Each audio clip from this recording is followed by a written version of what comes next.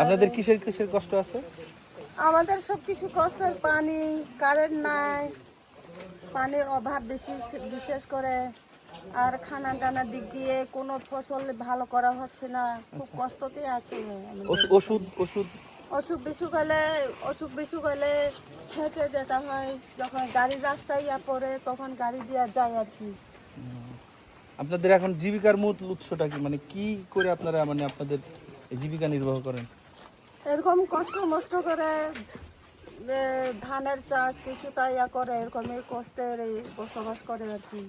আপনাদের এমনি সরকারি কোনো অনুদান বা সাহায্য এগুলো আসে?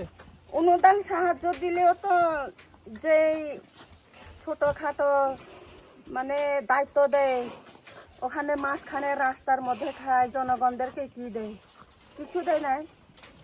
সত্যি কথা বলতে গেলে এরাই ভালো নয়, খারাপ হয়ে যায়, বুঝতে পারছি। বুঝছেন? আর ওখান থেকে দেয় কিন্তু মাঝখানে অনেক কিছু খেয়ে ফেলে। আপনাদের এখানে কি এখানে আসে কিছু এত সলার গুলা দিছে যে আমাদের এলাকায় কি পায়? কিছু পায় না। বুঝতে পারছি।